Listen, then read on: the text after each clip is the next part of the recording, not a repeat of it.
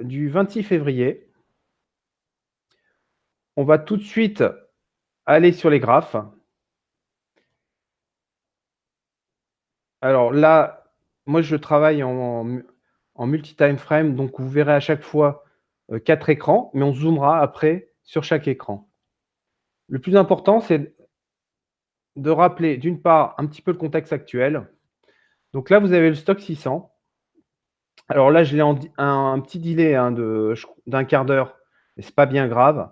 Ça nous donne le ton. Ici, attendez, hop, voilà. Donc, j'expliquais qu'on commence, avant de commencer vraiment sur le secteur télécom, je regarde ce qui se passe sur le stock 600 pour voir si la situation va être compliquée pour les prochains jours. Bonjour Hélène. Ici, voilà, si tu peux juste couper ton micro. Oui. Donc là, on va faire très simple. Je préfère, bon, même si j'ai d'autres expertises comme Ishimoku, on va rester juste sur les chandeliers japonais et sur 2 moyennes mobiles, la 20 que vous voyez là en violet et la jaune qui est la 200.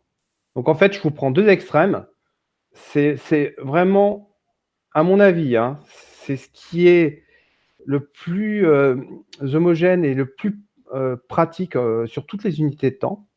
Après, chacun a ses moyennes mobiles favorites. Moi, en tout cas, ce sont mes 2 favorites quand je travaille en façon très classique. Donc là, vous voyez, en 1 heure, là, on était le 19 février. Chaque bougie représente 1 heure. Vous voyez qu'en fait, tant qu'on était au-dessus de la moyenne mobile 200, tout allait bien. Alors, je ne sais pas si vous voyez les graphes. Donc là, c'était début février. On a eu ces nouveaux plus hauts sur le stock 600. Et à partir du 21 février, donc c'est-à-dire il y a un peu moins d'une semaine, à partir de jeudi, voilà, on commence à frôler dangereusement la moyenne mobile 200, qui vraiment est la moyenne mobile reine parce que sur toute unité de temps, elle est utilisée par les traders, les non-traders, les gérants de portefeuille, à tout niveau, ceux qui font même pas d'analyse technique. Donc la 200, quand elle est traversée, ce n'est jamais neutre. Que ça soit en 1 heure comme ici, mais sur des unités plus courtes ou plus longues. Le daily est certes la référence, on regarde la moyenne mobile 200 jours, mais la 1 heure, en tout cas pour moi, je la trouve très pertinente. Donc vous voyez ce gap sur le stock 600 qu'on a eu le 24 février, et la moyenne mobile 20 qui avait déjà en fait bloqué les avancées des prix avant qu'on casse et qu'on gappe vers le bas, va devenir en fait une résistance qui va se répéter plusieurs fois. Alors le souci, c'est que là, ce soir, on est le 26 février. Toute chose égale par ailleurs, la moyenne mobile 20 fait encore office de résistance. Là, ici, vous voyez qu'on a eu cette tentative de rebond durant toute la journée et qu'on a cette petite bougie d'incertitude. Vous voyez, alors je vais zoomer peut-être pour que ça soit plus visible pour tout le monde, qui finalement met un petit peu de doute. On est quasiment, les US ont ouvert, c'est à 16 heures. Et là, vous avez cette bougie bleue baissière qui attaque et la deuxième qui suit. Donc, globalement, on est encore à court terme sur du 1 heure en tendance baissière. Il faut, d'ici quelques heures, donc ça peut être soit cette nuit ou demain dans la journée, qu'on attaque cette dernière bougie bleue, qui est en fait les bears qui retentent de reprendre la main, comme ils l'ont eu depuis quelques jours. Et si on attaque là, alors je vais le tracer. Donc je mets en noir, je vais vous la tracer en rouge. Ça sera plus clair. Voilà, c'est la résistance, elle est là. Donc, vous pouvez prendre ce graphe, on peut même le photographier. Et vous revoyez demain si on a une bougie blanche qui passe au-dessus. Si on a une bougie blanche qui passe au-dessus, la moyenne mobile 20 à court terme ne fera plus office de résistance. Et donc, on pourra avoir les prix qui attaqueront en fait les anciens plus hauts. Donc, on aura 409, 413 et 420. On peut même, et je vais vous le faire en fléché, aller voilà, chercher la moyenne mobile REN des 200 jours. Donc, pousser jusqu'à 420. Ça nous fait quand même un rebond par rapport au niveau actuel, si on arrive à passer la résistance, de 5 à 6%. Voilà, je discrète. Donc, rapidement, on a vu le stock 600, le CAC 40. On a un petit peu une configuration identique, mais à court terme, un peu plus encourageante, puisque vous voyez que déjà, ici, on a quand même si ça a bloqué une première fois, donc le 21 février, vous voyez, elle a vraiment fait office de résistance en violet, la moyenne mobile 20. On a réussi à la traverser timidement, assez rapidement. Donc, on est à ce moment-là, hein, je rappelle, on est à 5840 sur le CAC 40. On est repassé en dessous, donc ça signale relativement bear, qui est confirmé, avec ce matin cette panique à 5520. Je vous rappelle qu'on était à 6100 sur le CAC 40 il n'y a pas si longtemps que ça, il y a une semaine. Et on repasse au-dessus. Donc c'est un signal à confirmer. Vous voyez là, on peut repasser en dessous, on a 56,41 sur les futurs. À suivre, il y a une stabilisation. Globalement, il faut quand même garder en tête que on reste dans un contexte quand même relativement bear. La moyenne mobile 200, elle est baissière. Et même si on arrive à rebondir à 5000, disons qu'on dépasse cette résistance à 56,75 d'ici demain, il va y avoir la barrière des 58,40 et la grosse barrière des 59,50. Voilà, discrétion faite sur les deux indices phares européens pour voir un petit peu dans quel contexte on est. On va directement sur les télécoms. Je vous mets les 4 graphes. Donc là, en bas à droite, on est sur du 1 heure. Au-dessus, donc en haut à droite, on est sur du 4 heures. En bas à gauche, on est sur du daily. Et enfin, en haut à gauche, on est sur du weekly. Alors, si on parle aujourd'hui du secteur des télécoms, je pense que le timing est quand même plutôt bon. Je vais vous montrer une petite photo. Il y a 19 secteurs sur le stock 600. Donc ça, c'est des performances que j'ai pris sur un écran Bloomberg, donc qui est arrêté au 25 février. Donc ça, c'était hier. Hein. Depuis début d'année, year to date, vous voyez que vous avez 5 secteurs qui résistent, voire un qui surperforme très fortement. Alors, il y a Utilities, il faut penser notamment à EDF qui a des performances hallucinantes cette année. Et donc, voilà, vous avez Utilities, Real Estate, Financial Services. Alors ça, c'est un petit peu l'exception parce que ça avait fait une superbe année l'année dernière. Ça cartonnait. L'healthcare, c'était pas mal. Télécom, c'était mauvais. Utilities, c'était pas très bon. Real Estate, c'était pas très bon. Et Techno, qui est encore flat. Enfin, qui était clairement dans le rouge ce matin. Et les vilains petits canards de ce début d'année, c'est les automobiles, l'énergie, Basic Resources, Travel Leisure et Banks. Donc le télécom, alors c'est pas encore, ça caracole pas encore en tête, mais on voit que le caractère défensif se met en place sur des indices qui sont clairement dans le rouge, à moins 2,50. Alors si on rajoute les 1% de baisse qu'on a pu avoir, 1,5 ce matin, on était même à moins 4. Mais vous avez l'idée, c'est qu'on a un secteur qui potentiellement peut être défensif. Donc ça, c'est si on a un scénario un peu bear pour l'année 2020. Le stock 600, alors si on prend la photo sur très long terme, on voit que ça n'a pas fait grand-chose, hein. Il faut quand même se rappeler, si on prenait tous les autres graphes, notamment le CAC 40, que pendant ce temps, on n'arrêtait pas de monter depuis 2019. On part de là, on est à là. Mais ce qui est assez intéressant, c'est comment ça a fonctionné durant le dernier trimestre 2018. Donc là, on le voit bien en weekly, c'est plus facile. Vous voyez que on a globalement, durant cette période, on était dans le vert durant le dernier trimestre. Sachant que c'était un trimestre qui était en moyenne à moins 20%. Hop, je vous l'encadre. Voilà. Donc, vous voyez ici, on a globalement un secteur qui fonctionne très très bien et qui commence à ne plus fonctionner quand tout monte. Donc vous voyez entre le début d'année jusqu'au mois de juillet 2019, bah, ça n'a rien fait. Ça a un peu monté hein, pendant enfin en tout cas ça a super bien résisté. Et pendant la recovery d'août-septembre, ça a bien fonctionné. Et depuis, c'est dans l'attente.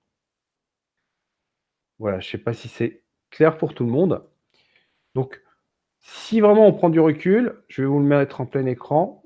Le secteur, il a été en très fort bear market depuis le mois de juillet 2015,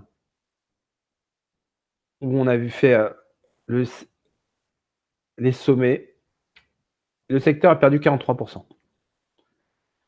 Si je prenais quasiment n'importe quel secteur, techno, retail, etc., on a fait des plus hauts depuis juillet 2015, bien entendu. Voilà. Sur plus longue période, donc on est toujours sur du weekly. Vous voyez que les niveaux qu'on a atteints sur 2018 et le creux de juillet 2019 correspondent à une espèce de niveau plancher du secteur.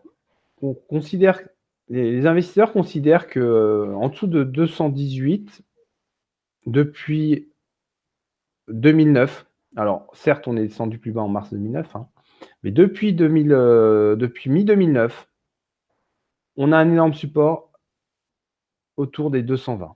Donc là on est descendu à 218, là on est descendu à 228. Donc ça c'est important pour nous à garder en tête. C'est-à-dire qu'il y a des personnes qui disent, même si c'est pas très intéressant, même si les télécoms sont un secteur qui font rien, qui ne font plus rêver, néanmoins, ça, voilà, on peut pas le brader non plus ad vitam aeternam. Alors, est-ce que l'analyse technique, quand on fait une analyse technique, là en weekly, on a envie d'acheter tout de suite, bah, je vous dirais, bah, regardez bien ce graphe et à quel moment vous avez envie d'acheter. Je pose la question. Alors, le chat est ouvert. Si vous voulez, on peut faire ça de façon. Voilà, je mets le chat. Quand est-ce que les télécoms étaient intéressants? Alors, je vous pose la question. C'est un petit sondage. Alors là, on peut essayer de le faire de façon interactive.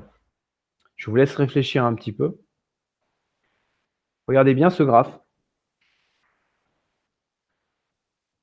Quand est-ce qu'il fallait acheter? Est-ce que quelqu'un a une idée?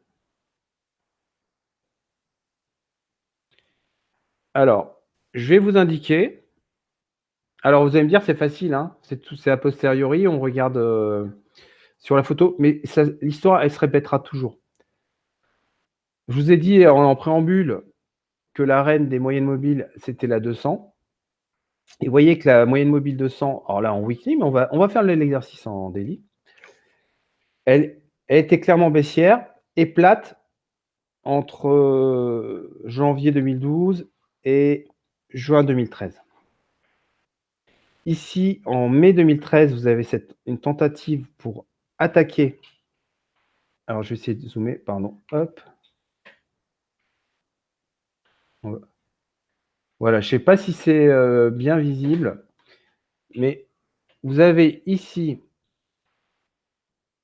que ce soit en septembre 2012 ou en mai 2013, vous avez des tentatives de sortie par le haut, de traversée en fait, de la moyenne mobile de 100.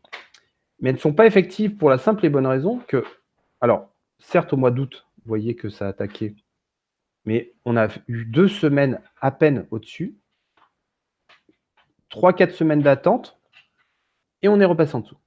Ici, on n'a même pas eu le temps de casser la moyenne mobile de 100 semaines, qu'on a été contré par une bougie bleue donc sur une semaine, qui a cassé encore la sortie par le haut. Et c'est à partir du moment où vous avez en fait une attaque franche qui se fait sur la 200, qui est combinée avec la moyenne mobile 20 pour accompagner le mouvement, que vous avez cette sortie par le haut, avec un dernier plongeon ici qui est une opportunité d'achat. Vous voyez qu'il y a eu un marteau et ce moment un petit peu glorieux du secteur. Alors pourquoi c'est intéressant d'en parler? C'est que ici, vous voyez, vous avez cette tentative au mois d'octobre de rebond. On venait de 229 jusqu'à 263.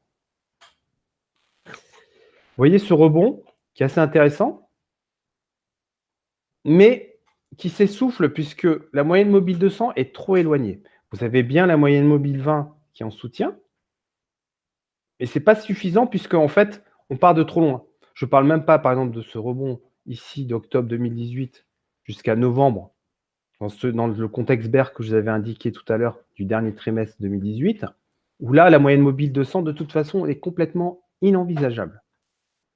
Alors, le temps a passé depuis, donc on a cette nouvelle vague de plongeon. Plongeon qui, soit dit en passant, est beaucoup plus modéré que ce qu'on a sur tous les autres indices sectoriels et gros indices. Le CAC 40, lui, il est déjà beaucoup plus bas. Vous voyez, alors que là, on est à peine revenu sur les niveaux de début février. On a passé très légèrement en dessous, mais on n'est pas allé très loin. Mais bref, ce qui nous intéresse ici, c'est la moyenne mobile 200 qui se rapproche. Et tout comme ici, vous aviez un signal d'achat quand on a confirmé la sortie par le haut de la moyenne mobile 200. Ici, votre signal d'achat, mais ça, c'est mon analyse, et ce n'est pas un conseil en investissement, bien entendu, sera en tout cas, on aura un potentiel quand on aura franchi la moyenne mobile 200 et qu'on restera au-dessus. Ici, voilà, vous voyez, quand on est passé en dessous en juillet-août 2016, le secteur télécom était devenu le pire secteur, quasiment un des pires du stock 600.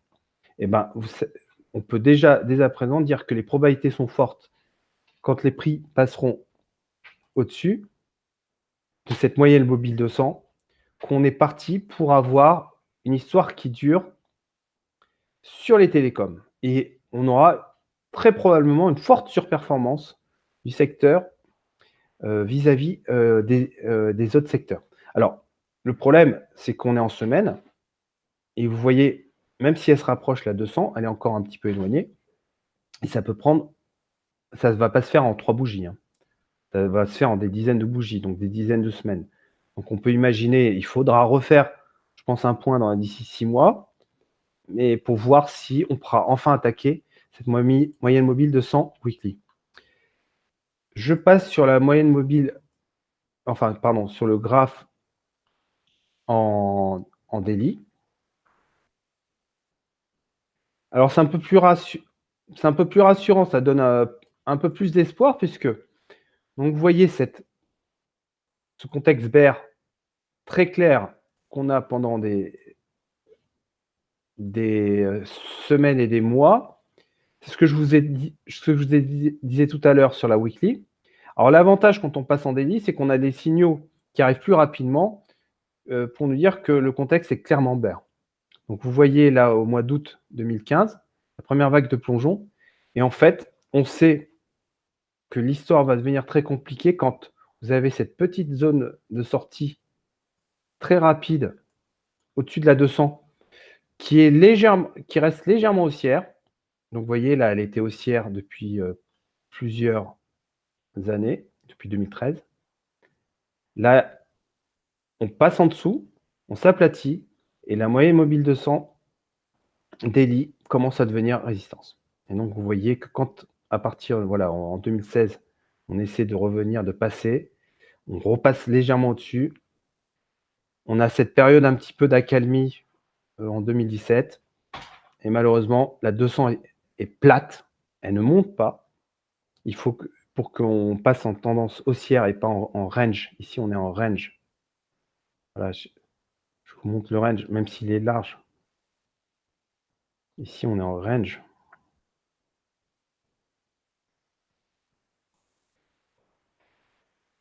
On est en range pendant quasiment plus d'un an. La moyenne mobile 200 ne fait rien. Enfin, elle est très vaguement haussière, là. Mais par contre, elle est très clairement baissière à partir de 2018. Voilà. Bonjour Eric. Depuis donc le mois de septembre de l'année dernière, donc quand les prix sont passés au-dessus de la moyenne mobile 200 daily, je vais zoomer, on verra un peu plus clair. La moyenne mobile 200 commence à devenir haussière. Elle a été attaquée, bien entendu, comme tous les moyennes mobiles depuis 3-4 jours. Donc on a ce plongeon. Néanmoins, elle reste haussière. Donc ça peut suffire pour avoir un élan, pour pouvoir avoir cette poursuite de remontée progressive avant de passer vraiment en bull market. Là, on n'est pas encore en bull market. Là, hein. Là, vous avez une moyenne mobile qui est légèrement haussière. Juste, comme je vous avais dit tout à l'heure, le secteur redevient attractif parce qu'il est en train de surperformer puisqu'il est défensif. Donc ça, c'est à garder en tête pour ne serait-ce qu'en termes de diversification. Mais on voit qu'il y a encore du chemin pour nous rassurer. Voilà. Et sur les autres unités de temps, ben, on est dans l'actualité. On voit ce plongeon. Sur le 4 heures, finalement, la moyenne mobile tient plutôt bien. Elle est quasiment plate. Bien entendu, sur le 1 heure, c'est un peu plus compliqué. On commence à se retourner. Alors, on va garder ce niveau en tête sur le stock 600 Télécom. Si on repasse au-dessus de là, du petit sommet à 250 sur la moyenne mobile 200, on a peut-être le pire est peut-être derrière, en tout cas pour ce secteur. Parce que là aujourd'hui, on se concentre sur les télécoms, mais on peut avoir des histoires beaucoup plus compliquées sur d'autres secteurs, notamment ceux qui commencent à se faire attaquer depuis début d'année. Voilà, et vous voyez dans le lot notamment, je pense au retail et aux valeurs du luxe qui ont été des super performeurs jusqu'à il y a un mois et qui commencent à montrer quelques fragilités. Alors, maintenant, on a vu le secteur, on va faire les valeurs. Alors, Altis. Donc, je vous redonne les 4 écrans à chaque fois. Alors, Altis est intéressante parce que c'est celle qui vraiment... Attendez, excusez-moi, je reprends sur le weekly. C'est celle qui est vraiment sortie de son bear market puisqu'elle était, il n'y a pas si longtemps que ça, en novembre 2018, complètement à la cave. Et elle a fait quasiment x4 en l'espace d'un an.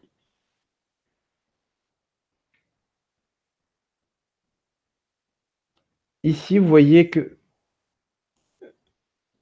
la 20 en violet a été le support et commence à se faire attaquer. Alors, le support ultime, ici, ça reste la moyenne mobile 200. Et elle est d'autant plus intéressante que ici, vous avez le principe de polarité, assez classique. Vous avez ici une résistance qui était très importante, donc en juin 2018 à 363 sur Altis. Elle a été complètement traverser. Regardez cette belle bougie blanche là, ultra haussière, et qui a permis en fait d'avoir tout cet élan et de confirmer la cassure de la résistance qui a tenu quand même pendant 2 ans. Néanmoins, voilà, ça s'est fait très vite. Et la nature a horreur du vide. Là, le vide, il est important. Et si la moyenne mobile 20 ne tient plus et qu'on passe en dessous des 5,61, là on est à 5,80 ce soir, on a un fort risque quand même d'aller chercher. Alors, est-ce qu'on va vers 5, 4,50 ou pourquoi pas rejouer la polarité et donc essayer de se rapprocher des 3,63? Vous avez cette zone assez large qui nous disent, bon, en tout cas à court terme, ça vaut peut-être le coup d'attendre pour jouer le leader du secteur. Voilà. Voir ce qui se passe. Est-ce que déjà la moyenne mobile tient? Elle peut tenir, hein, soit dit en passant. Et quand ça s'arrêtera, alors avec un prix extrême hein, à 363, on ne sait jamais, hein, tout peut arriver, bien entendu. On peut, vu qu'elle a eu une très forte tendance haussière, vous aurez un momentum qui devrait repartir logiquement.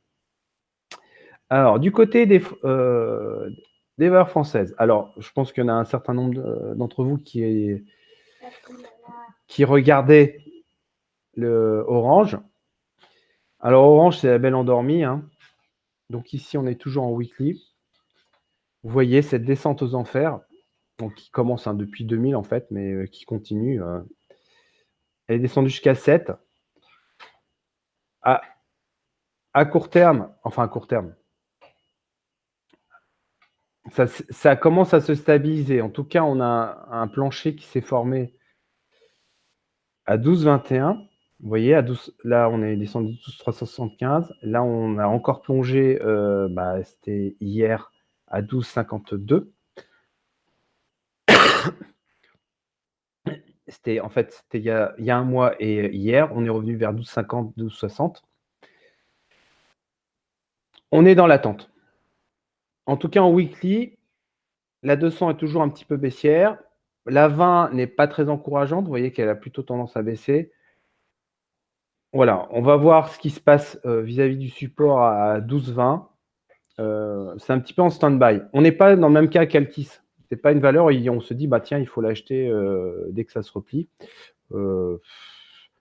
Rien n'empêche que si elle passe en dessous de 12,20, qu'elle continue, vous voyez, il y a un grand vide. Hein. Ne soyons pas pessimistes, mais en tout cas, à aujourd'hui, elle est au mieux dans un range. Elle a terminé certes un grand mouvement ultra baissier. Après, est-ce que c'est une opportunité d'achat? Il va falloir attendre un petit peu. On peut regarder rapidement en daily si on a des signaux qui sont plus sympathiques. Non, c'est pas très encourageant. La moyenne mobile 200 est encore baissière. Au mieux, il faut attendre. British Telecom. Alors là, c'est un peu voilà. Alors en France Télécom, British Telecom, c'est finalement c'est un peu le même combat. Là, on est dans une situation très très compliquée pour British Telecom. C'est typiquement le genre de valeur qu'il faut essayer d'éviter absolument. En tout cas, à aujourd'hui, peut-être que si on refait le point dans 3-4 mois, les choses vont changer. Mais là, la tendance baissière, elle est très claire. Vous voyez cet écartement de la 20 et de la 200. On peut envisager un retour sur la 200, mais même en revenant sur la 200, la valeur reste très belle. Donc là, c'est un cas d'école. Quand j'avais regardé, par exemple, le secteur automobile il y a 4 mois, on avait justement Renault qui ressemblait à ça. Et j'avais dit à ce moment-là, s'il y a bien une valeur qu'il ne faut pas acheter, et c'était il y a 4 mois. Hein. Alors certes, on avait eu l'affaire Ghosn, mais on devait être 40 ou 50% plus haut.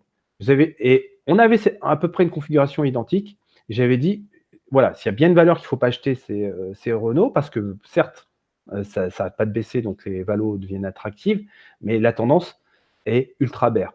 Et ben depuis, Renault, elle est partie vers là, et ça peut durer. Donc là, British Telecom, voilà, c'est dangereux. Tendance baissière. Et enfin, on termine par Vodafone. Alors, elle est intéressante. Elle est intéressante. Alors, en daily, certes. Alors, c'est volatile, bien entendu. Mais néanmoins, il se passe quelque chose. Alors, je vous explique. On a eu un aplatissement de la 200. Là, elle remonte un petit peu. Il se passe quelque chose dans le sens où on va potentiellement, en fait, on pourrait, si les prix restent durablement au-dessus de la 200 et repassent au-dessus de la 20, donc je vais zoomer un petit peu pour que ce soit plus clair pour tout le monde. Voilà. Il faudrait repasser au-dessus. Bon, ça fait beaucoup de si. Mais néanmoins, on peut avoir une histoire qui commence à se mettre en place. Ça, c'est en daily. Je termine en weekly.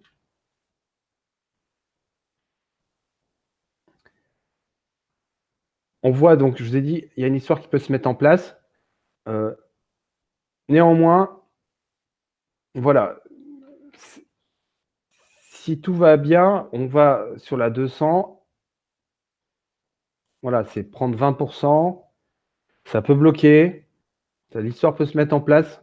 Bon, la configuration n'est pas idéale, mais c'est un peu plus encourageant que British Telecom, clairement. Et même qu'une Orange, d'ailleurs, soit dit en passant. Voilà. J'ai fait le tour. J'espère que voilà, que ça vous, cette petite, ce webinaire spécial télécom vous a plu. Alors, c'est juste de l'analyse technique. On est, voilà, ce ne sont pas de recommandations. C'est juste pour vous montrer les mécanismes pour que vous ayez les bons réflexes, voir justement les rapports de force qu'il y a bougie après bougie. Voilà, je pense que c'est bien de revenir sur les bases. Donc, moi, ça, aujourd'hui, finalement, ce qu'on a fait, c'est du price action. Et voilà, il y aura d'autres webinaires. Peut-être on fera un petit sondage, mais on pourra faire un webinaire plus orienté Ishimoku si vous souhaitez voir une autre approche pour étudier les prix et les cours. Voilà. J'espère que cette présentation vous a plu. Et puis, on se retrouvera dans une prochaine, soit en présentiel pour une présentation avec le bureau de la FAT ou sinon sur un autre webinaire. Merci. Et, Merci Christophe, à bientôt. à bientôt Daniel et au revoir tout le monde. Merci, bonne soirée.